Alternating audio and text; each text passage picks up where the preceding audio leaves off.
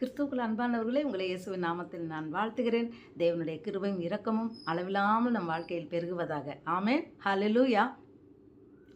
இப்போது நம்ம நடந்து போய்கிட்டு இருந்தோம்னா நம்மளுடைய நிழல் எப்பொழுதும் கூடயே இருக்கும். எப்போ அந்த நிழல் இருக்காது அப்படின்னு சொன்னால், நம்ம இருட்டில் நடந்தால் நம்ம நிழல் நம்மளை பார்க்க முடியாது, நம்ம நிழலை நம்ம பார்க்க முடியாது. அது மாதிரி வெளிச்சத்தில் நம்ம நடந்தோம்னா ஒன்றில் லெஃப்ட் சைடோ ரைட் சைடோ சின்ன நிழலோ பெரிய நிழலோ எப்பயும் அதனோட டிஸ்டன்ஸை பொறுத்து. சூரியன் கிழக்கு திசையில் உதிக்கும் போது அது நம்ம மேலே படுகின்ற போது நிழல் ஒரு மாதிரி நீளமாக போகும். அது நெருங்கி வர வர வர வர வர வர அந்த நிழலினுடைய சைஸ் மாறும். நடு உச்சம் அந்த 12 மணிக்கு மேலே அடிக்கும் இல்லைங்களா, அந்த டைம் 12 to 12:30 பார்த்தோம்னா நம்ம நிழல் நம்ம காலுக்கடியிலே இருக்கும், ரொம்ப கிட்ட இருக்கும், ஃபுல்லாக பார்க்க முடியாது, குட்டி நிழலாக. அதுக்கப்புறம் அது போக போக அப்படி போகும்.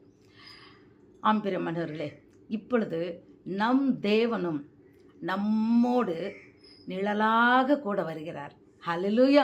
நம் வாழ்க்கை பயணம் முழுவதிலும் அவர் நம் கூட நிழலாக நிற்கிறார்.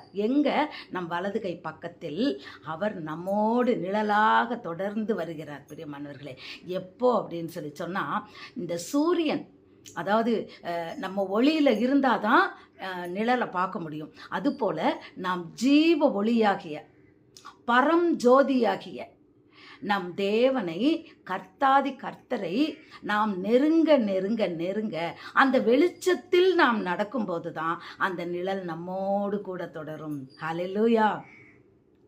அந்த ஜீவ ஒளி என்ன சொல்கிறாருன்னா, நானே வழி, நானே சத்தியம், நானே ஜீவன் சொல்கிறார். அவர் தான் நித்திய ஜீவன். அவர் வழியில் போகணும். அவர் வழி என்ன வழி? அதுதான் இந்த சத்திய வழி.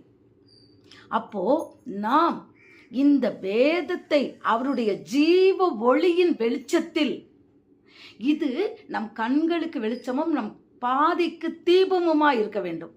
நம் வாழ்க்கைக்கு டார்ச் லைட்டு இதுதான், இந்த வேதம் தான்.